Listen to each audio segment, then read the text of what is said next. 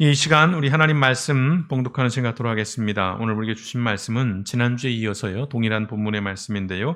구약성경 열왕기상 21장 1절에서 16절의 말씀입니다. 오늘도 1절에 16절을 한번 다시 함께 교독하시겠습니다. 이야기로 되어 있어서요. 한 절 한 절 읽어나가시면서 이 이야기의 그림들을 그려 나가시면 좋겠습니다. 열왕기상 21장 1절에서 16절입니다. 1절 말씀입니다. 그 후에 이 일이 있으니라. 이스라엘 사람 나봇에게 이스라엘에 포도원이 있어 사마리아의 왕 아합의 왕궁에서 가깝더니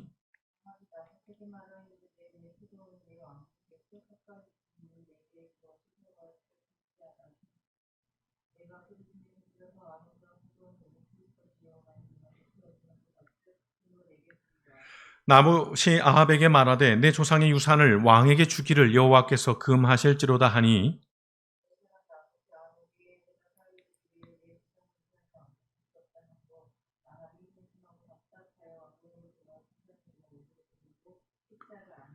그의 아내 이세벨이 그에게 나와 이르되 왕의 마음에 무엇을 근심하여 식사를 아니하나이까.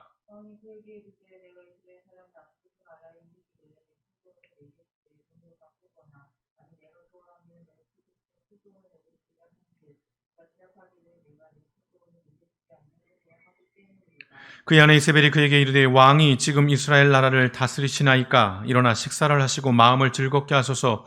내가 이스라엘 사람 나봇의 포도원을 왕께 드리리이다 하고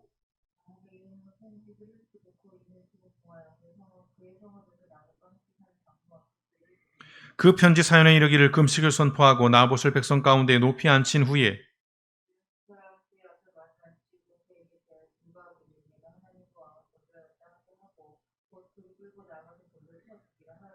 그의 성읍 사람 곧 그의 성읍에 사는 장로와 귀족들이 이세벨의 지시 곧 그가 자기들에게 보낸 편지에 쓴 대로 하여 때에 불량자 두 사람이 들어와 그의 앞에 앉고 백성 앞에서 나봇에게 대하여 증언을 하여 이르기를 나봇이 하나님과 왕을 저주하였다 하매 무리가 그를 성읍 밖으로 끌고 나가서 돌로 쳐 죽이고 이세벨이 나봇이 돌에 맞아 죽었다 함을 듣고 이세벨이 아합에게 이르되 일어나 그 이스라엘 사람 나봇이 돈으로 바꾸어 주기를 싫어하던 나봇의 포도원을 차지하소서. 나봇이 살아있지 아니하고 죽었나이다. 아합은 나봇이 죽었다 함을 듣고 곧 일어나 이스라엘 사람 나봇의 포도원을 차지하러 그리로 내려갔더라. 아멘. 고맙고 감사하신 아버지 하나님, 오늘도 우리 가운데 호흡을 주시고 또한 시간과 여건들을 허락해 주셔서 비록 영상으로 드리는 예배일지라도 하나님 앞에 예배하게 하시니 감사합니다. 오늘 우리 시간을 드리고 마음을 드립니다. 아버지 하나님여 특별히 물질을 구별하여 드립니다. 드려진 예물 가운데 우리 하나님 함께 하시고 물질로 말미암아 많은 어려움과 아픔들과 고통과 수많은 악한 일들이 벌어지고 있는 이 시대 속에서 오늘 믿음의 백성들이 물질로 말미암아 그의 믿음이 시험들지 않게 하시고 또한 미혹당하지 아니하도록 그의 삶 가운데 고통이 없도록 우리 하나님께서 길벗기에 속한 모든 하나님의 백성들을 지키시고 인도하여 주시고 아버지 날마다 때마다 하나님께서 채우시고 공급하여 주심으로 하나님을 주인 삼아 아버지 하나님이여 물질을 다스리며 사는 믿음의 백성들이 되어질 수 있도록 하늘의 복을 넘치도록 부어 주시옵소서. 오늘 다시 한번 말씀 앞에 섭니다. 아버지 하나님이여 우리의 현실을 돌아보게 하시고 이 말씀에 담겨있는 우리의 현실 속에서 우리가 어떻게 그리스도인으로서 이 땅을 살아가며 우리에게 주어진 책무가 무엇인가를 돌아보게 하심으로 아버지 하나님이여 우리가 살아가는 이 세상 속에서 우리가 그리스도인으로 시민으로 살아가는 그 일을 다시 한번 고민하며 하나님 앞에 묵상하며 나아가는 귀한 말씀의 시간이 될 수 있도록 성령 하나님 한 영혼 한 영혼 마음 가운데 함께하여 주시옵소서.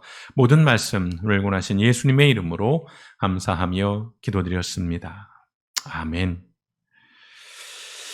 지난 주일에 이어서 오늘 말씀도 나봇의 포도원 이야기를 통해서 그리스도인 시민으로 살아가는 우리의 이야기, 현실의 이야기, 삶의 이야기를 좀 나눠보려고 합니다.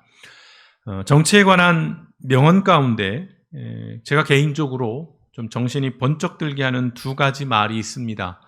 여러분들에게 몇 번을 소개한 기억이 있습니다만 수많은 정치에 관련된 명언들이 있는데요. 저는 이 두 가지 명언을 읽을 때마다 좀 섬뜩한 기분들이 들고 좀 쭈뼛한 느낌도 있습니다. 첫 번째는 이것입니다. 정치를 외면한 가장 큰 대가는 가장 저질스러운 인간들에게 지배당한다는 것이다. 정치를 외면한 대가, 가장 큰 대가는 가장 저질스러운 인간들에게 지배를 당한다는 것이다. 저는 이 말을 들을 때마다 조금 각성이 되고 정신이 번쩍 듭니다. 여러분은 어떤지 모르겠습니다. 플라톤의 이야기예요. 고대에 이미 저 이야기가 나왔다는 것, 누누이 말씀드리지만 우리가 좀 더 깊이 무겁게 받아야 될 이야기가 아닐까 싶습니다. 두 번째는 이것입니다. 이 또한 소개를 해드린 기억이 있습니다. 모든 국민은 자신들의 수준에 맞는 정부를 가진다. 모든 국민은 자신들의 수준에 맞는 정부를 가진다. 정치가 타락하고 국격이 떨어진다라고 했을 때 그 책임이 이른바 어떤 지도자들 또는 직업 정치인들에게만 있는 것이 아니라는 것이지요. 국민에게 있다는 말, 참으로 무서운 말이고 또 뼈아픈 그런 말이기도 합니다. 모든 국민은 자신들의 수준에 맞는 정부를 가진다. 오늘 이 두 가지의 정치에 관련된 명언들을 여러분 마음에 밑자락에 까시고 오늘 말씀을 계속 이어가시면 좋겠습니다. 지난 주일 나봇의 포도원 이야기는 철없는 아이처럼 굴었던 아합 왕의 모습에서 끝이 났습니다. 나봇이 포도원 팔기를 거절하자 이제 돌아와서 드러눕고 식음을 전폐합니다. 나 밥 안 먹어 이거죠. 땡깡을 부리는 거죠. 이제 그 모습을 본 아합 왕의 아내 이세벨이 왜 그러한지를 묻습니다. 5절의 말씀인데요. 그의 아내 이세벨이 그에게 나와 이르되 왕의 마음에 무엇을 근심하여 식사를 아니하나이까? 라고 묻습니다. 그러자 아합 왕이 나봇과 있었던 일들을 이야기합니다. 그 이야기를 들은 그의 아내 이세벨의 반응은 이렇습니다. 7절에 보시면 그러자 그의 아내 이세벨이 그에게 말하였다. 새번역 버전입니다. 당신은 현재 이스라엘을 다스리는 임금이 아니십니까? 여기에는 담겨있는 말투는 좀 얼척이 없는 거예요. 네가 왕인데, 네가 임금인데 지금 네가 그러고 있냐? 약간 좀 한심한 그런 뉘앙스를 품고 있습니다. 그러면서 이렇게 말하죠. 일어나셔서 음식을 드시고 마음을 좋게 가지십시오. 현모양처 같은 그런 모습을 보입니다. 그리고 이런 말을 하지요. 내가 이스라엘 사람 나봇의 포도원을 임금님의 것으로 만들어 드리겠습니다. 대단히 멋진 와이프입니다. 대단히 능력 있는 와이프예요. 자, 그래서 이제 이세벨은 그가 한 약속처럼 나봇의 포도원을 차지하기 위한 계략을 꾸밉니다. 계략이라는 것에 문제가 좀 있습니다. 자신의 남편 아합을 즐겁게 하고 그를 마음을 풀어주기 위해서 이세벨이 꾸민 계략은 이렇습니다. 8절에서 10절의 말씀인데요. 한번 보시겠습니다. 그런 다음에 이세벨은 아합의 이름으로 편지를 써서 아합의 이름입니다. 왕의 이름으로 편지를 쓰는 겁니다.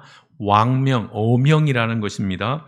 옥쇄로 임봉을 합니다. 인증을 하는 거예요. 이건 왕의 말이 맞다라고요. 그리고 그 편지를 나봇이 살고 있는 성읍의 원로들과 우리의 성경인 장로들이라고 표현되어 있습니다. 귀족들에게 보냈다. 그는 편지에 이렇게 썼다. 편지의 내용을 자세히 꼼꼼히 보십시오. 첫 번째, 금식을 선포했습니다. 그리고 나봇을 백성 가운데 높이 앉게 하시오. 그리고 건달 두 사람, 주목해 주십시오. 건달 두 사람을 그와 마주 앉게 하고 나봇이 하나님과 임금님을 저주하였다고 증언하게 한 뒤에 그를 끌고 나가서, 이것도 중요한 표현이고요, 돌로 쳐서 죽이시오. 이 또한 굉장히 중요한 표현입니다. 자, 이 계략 눈에 들어오시죠? 여러분은 이 계략 속에서 무엇이 보이시는지요? 어떠한 문제가 있다라고 보여주시는지요? 자, 일반적으로 얘가 지금 계략을 꾸미고 사기를 치고 있구나는 느낌적으로 올 거예요. 건달이라고 하는 그런 단어들, 거짓 증언을 하게 하는구나, 얘가 음모를 꾸미는구나 라는 것들을 캐치를 하실 수 있을 거예요. 그것이 눈에 보일 거예요. 그런데요, 여기에는 더 소름 돋는 이세벨의 계략이 담겨 있다는 것입니다. 자, 일단 이세벨은 왕의 권한과 권위를 사적으로 유용하고 있습니다. 그것은 이미 우리가 확인했습니다. 오늘로 말하면 이른바 비선이에요. 이 이세벨은 비선 실세였던 것이죠. 이게 왕을 뒤에서 조종할 수 있는 또는 왕의 그 권위와 권한을 임의적으로 사용하는 그런 일을 저지르고 있습니다. 근데 이 두 번째 이게 중요한 거예요. 이세벨의 오늘의 이 계획은요, 철저하게 당시에 그 유대교라고 하는 종교적 그 방식을 충실하게 따르고 있습니다. 율법에 충실하게 따르고 있어요. 다시 말하면 법에 근거하고 있다는 것입니다. 자, 첫 번째 말씀드렸습니다. 금식을 선포했어요. 금식을 선포하라는 것입니다. 유대 사회에서는 당시에 큰 일을 앞두고 이스라엘은 금식했습니다.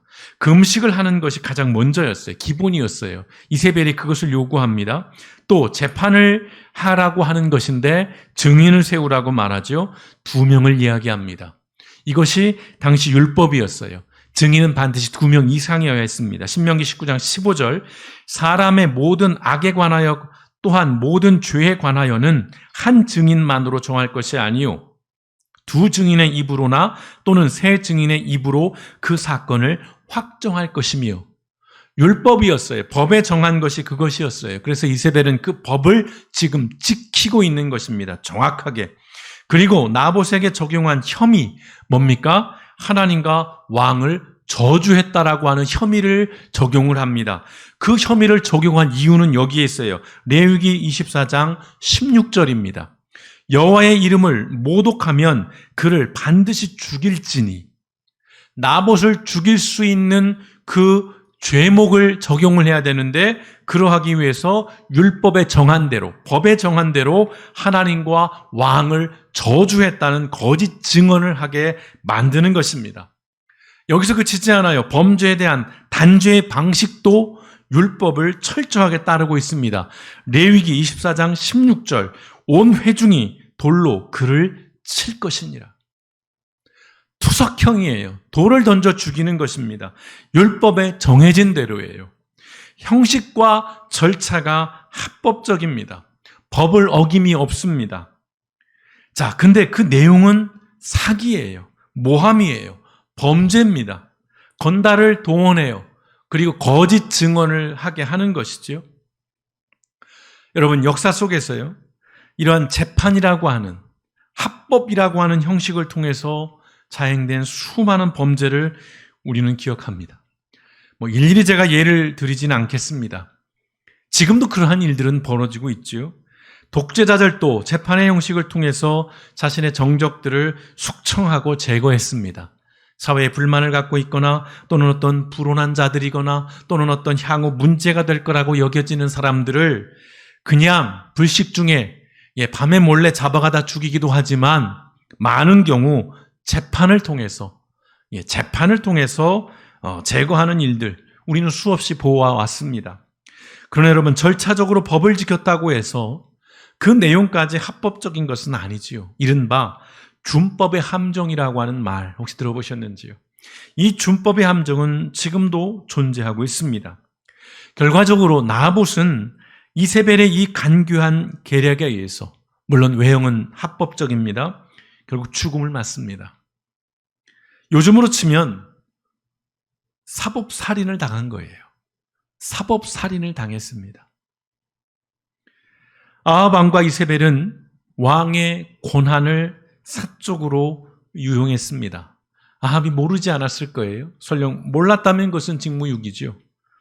자, 불법적인 일에 권위를 남용했습니다. 나봇의 죄는 아합 왕의 그 욕망을 거부했다는 것, 그를 삐지게 했다는 것, 그의 마음을 불편하게 했다는 것, 겨우 그거예요. 그 이후로 나봇은 돌에 맞아 죽어야 했다는 것입니다.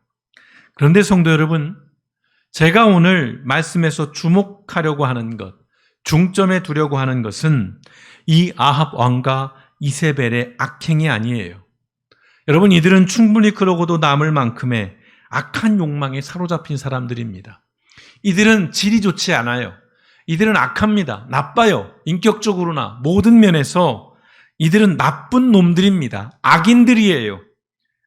자, 이들은 그렇다고 쳐도 문제는 이들의 악행에 대해서 침묵하고 동조하고 협력하고 일조한 사람들이 있었다는 것입니다. 11절의 말씀 보실까요? 그의 성읍 사람, 곧 그의 성읍에 사는 장로와 귀족들이 이세벨의 지시, 곧 그가 자기들에게 보낸 편지에 쓴 대로 하여. 누가 등장합니까?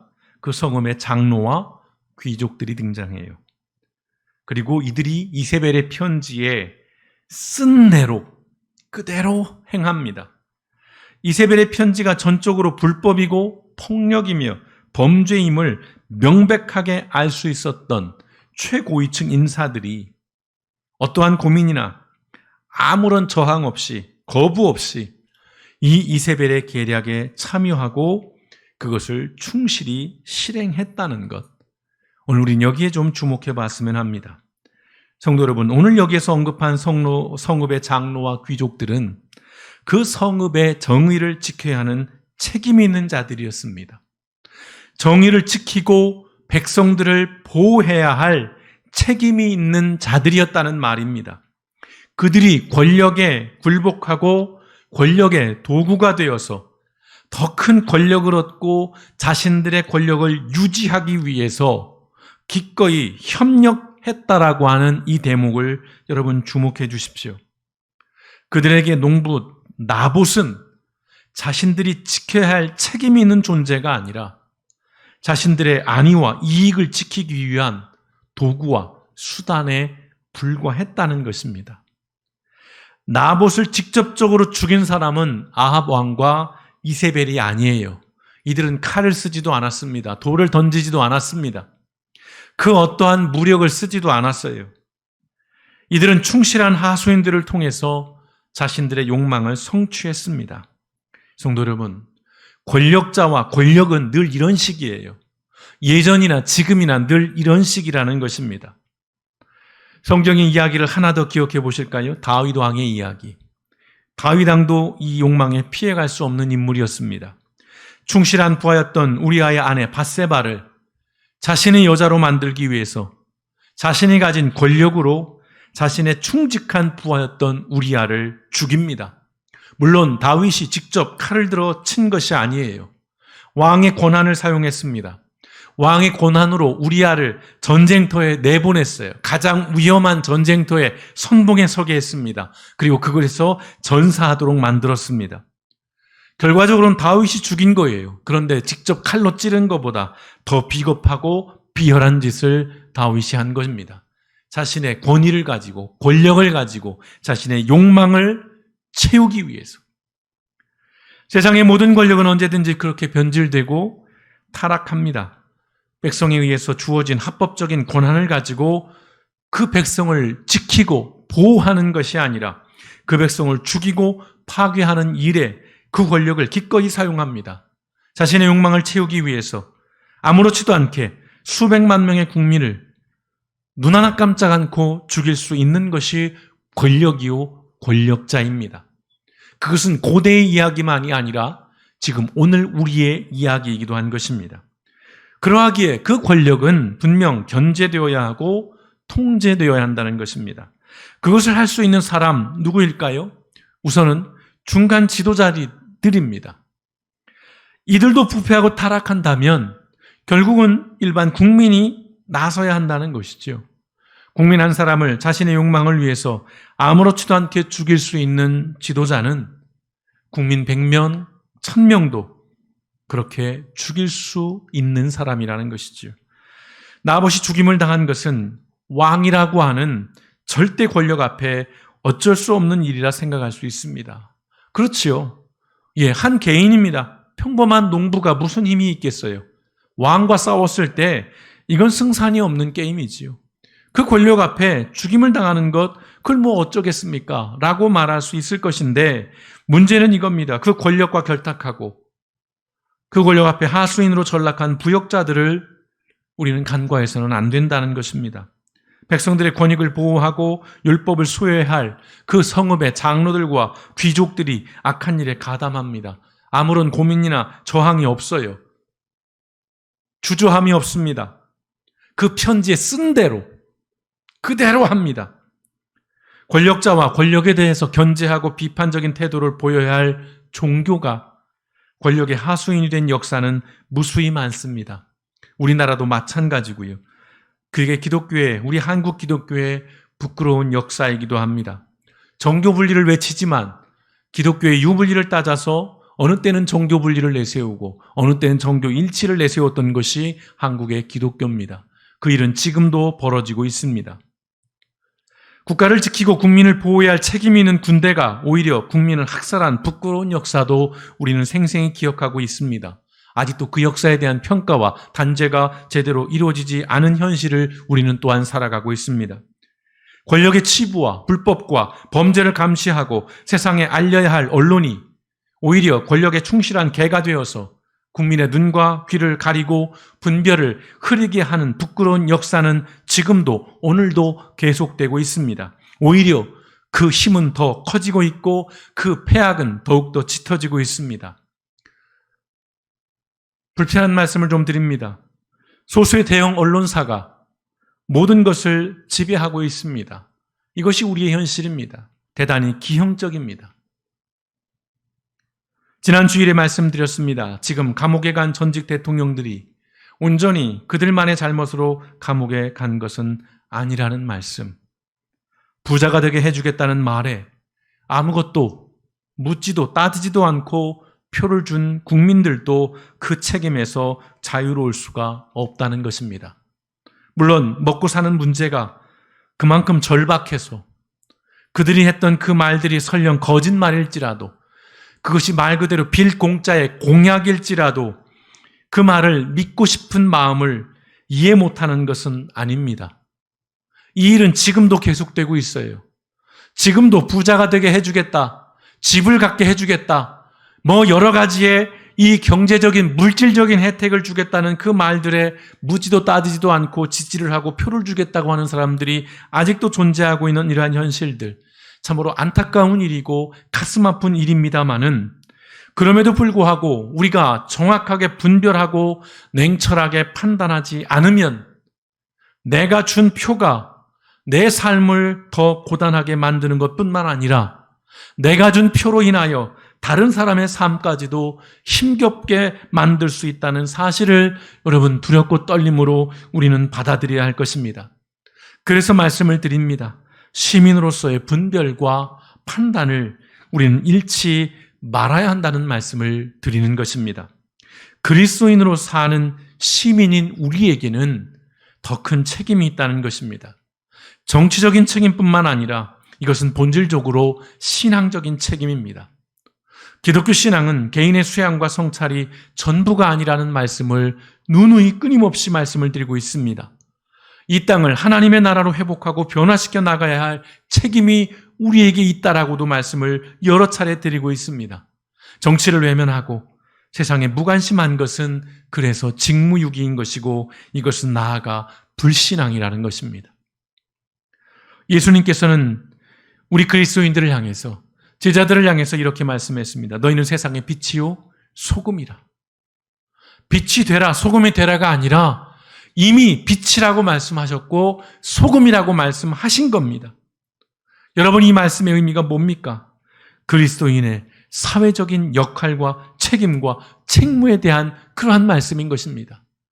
빛이 갖는 의미, 소금이 갖는 그 의미, 그것은 내가 내 개인적인 삶에서가 아니라 사회에서, 세상에서의 사명을 이야기하고 있는 것입니다.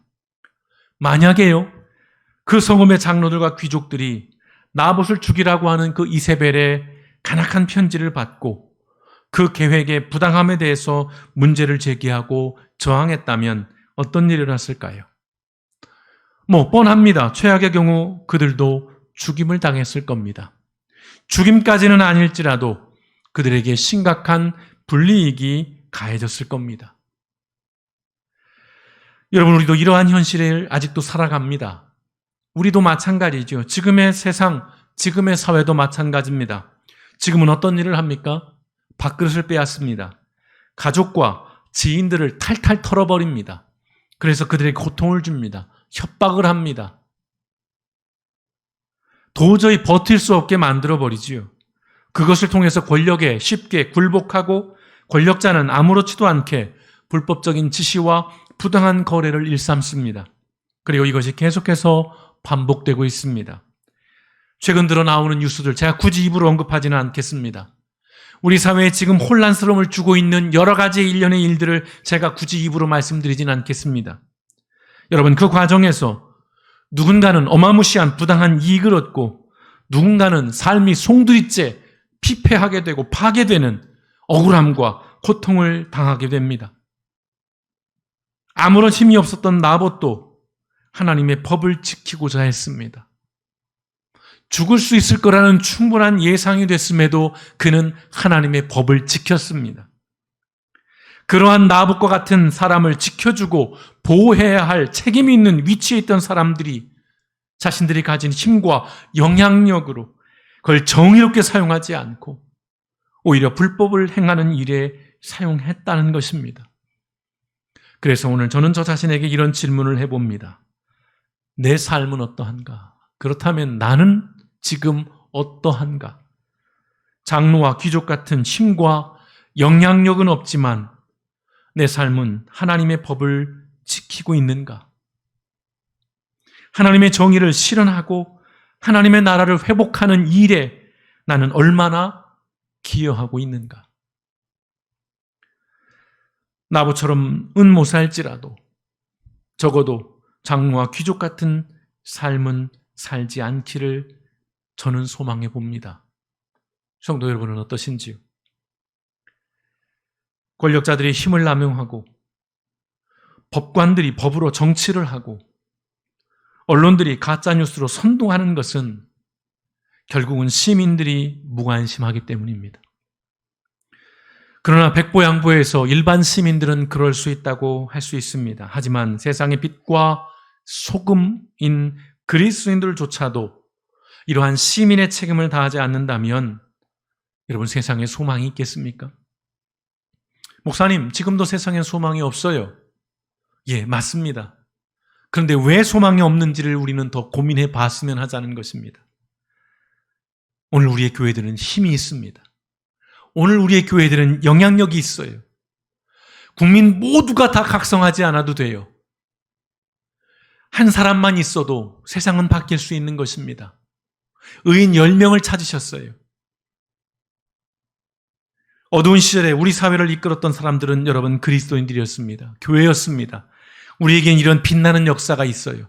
우리에게는 이런 자부심을 가질 만한 역사가 있었습니다. 우리 한국 기독교 안에서요. 예수님의 가르침에 따라 불의에 저항하고 힘없는 사람들의 편에 서서 그들을 지지하고 연대했던 그런 위대한 역사가 우리 한국 기독교에 있습니다. 그 위대한 역사로 인하여 우리 역사가 이만큼 왔고 우리 사회가 이만큼 성장했습니다. 성숙했습니다. 그런데 지금은요. 지금은 오히려 힘을 가진 돈을 가진 그리스도인들이 세상을 어둡게 만들고 있습니다. 욕망과 결탁해서 오히려 교회들이, 오히려 그리스도인들이 그 욕망을 더 부추기고 그 더 욕망을 강화시키는, 그리고 그 무한 경쟁을 더 심화시키는 일에 앞장을 서고 있다는 것입니다. 안타깝게도 하나님의 이름으로요. 빛과 소금이라는 사회적 책무를 외면하고 있습니다. 아무 죄가 없는 나봇을 죽인 아합 왕과 이세벨을 비난하는 것으로 충분하지 않아요. 나쁜 놈들, 정치인들 다 그래. 국회의원들 다 똑같은 놈들이야. 누가 대통령이 되긴 아무 상관없어. 예, 그런 말을 쉽게 할 수 있을 겁니다. 그러나 우리가 진지하게 돌아봐야 할 것은 이거예요. 그들이 그럴 수 있었던 것은 누구도 저항하지 않았기 때문입니다. 오히려 동조했기 때문이에요. 자신의 욕망을 충족하기 위해서 대중의 욕망을 이용하는 자들을 성도 여러분 경계하십시오. 욕망을 거스르는, 그러면서 옳은 일을 하려는 사람이 누구인지를 여러분 불편할지라도 인내심을 가지고 분별하십시오. 언론의 교묘함에 휘둘리지 마십시오. 어릴 적 뉴스와 신문은 다 진실을 말하는 것인 줄 알았어요. 그러나 머리가 굵고 보니 적어도 그들이 사실을 말할지라도 그것이 진실은 아닐 수 있다는 것을 깨닫습니다. 여러분, 우리는 그리스도인입니다. 욕망에 이끌리는 대중이 되지 마십시오. 우리는 그리스도인으로, 그리스도인 시민으로 살아가야 합니다. 그래서 예수님께서 이런 말씀을 하십니다. 마태복음 10장 16절 말씀입니다. 보라, 내가 너희를 보냄이 양을 이리 가운데 보냄과 같도다. 세상에 보내시는 거예요. 악한 세상입니다. 양을 이리 가운데 보내는 거예요. 세상은 그런 곳입니다. 이리 득실거리는 거예요. 잡아먹히는, 그러기 위해서 몸부림치고 살기 위해서 수단과 방법을 가리지 않는 그러한 세상으로 우리는 나가는 것입니다. 이리 가운데 보낸 같도다. 그러므로 너희는 뱀같이 지혜롭고 비둘기같이 순결하라고 말씀합니다. 분별력을 가지라는 거지요.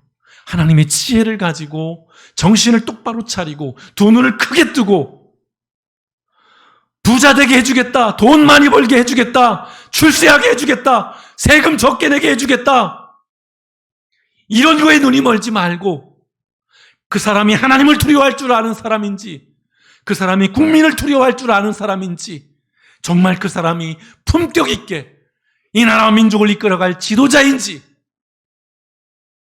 분별하라는 것입니다. 이 시대를 그리스도인으로 살아가야 할 줄 믿습니다. 이 시대를 그리스도인 시민으로 여러분 살아가야 할 줄 믿습니다.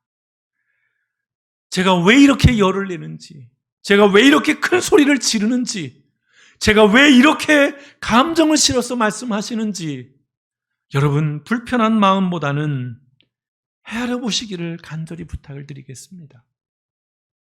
그리스도인들조차도 세상이 어두워지는 일 가운데 일조하는 이러한 현실들, 하나님의 이름으로 오히려 악을 아무렇지도 않게 행하는 오늘의 현실에서 이 땅의 교회와 이 땅의 그리스도인들이 빛과 소금으로서 어떤 역할들을 해야 하는지를 우리가 더 치열하게 고민하고 하나님 앞에 물어야 할 그러한 현실을, 그러한 시대를 우리는 살아가고 있습니다.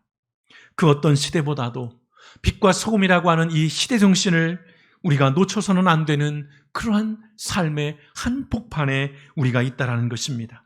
성도 여러분, 적어도 우리 길벗교회 성도님들만큼은 그리스도인 시민으로서의 그 내게 주어진 내 몫을 감당하며 사는 하나님의 사람, 그리스도인이 되어주시길 주님의 이름으로 축원드립니다. 세상은 악합니다. 악을 저지른 일에 정말 수많은 재능을 쏟아붓습니다. 대단히 머리를 굴립니다. 수없이 연구합니다. 하물며 그 악을 분별하고 그 악을 드러내고 그 악을 막는 일에는 얼마나 더 많은 노력들이 필요하겠습니까? 그리하여 예수님께서 뱀같이 지혜롭고 비둘기같이 순결하라고 우리에게 말씀하고 있는 것입니다. 우리가 살아가는 이 시대, 이번 한 주간 세상에서는 또 어떠한 뉴스들이, 또 어떠한 답답한, 어떠한 분노를 일으키는 소식들이 전해질지 모르지만 여러분 휘둘리지 마시고요.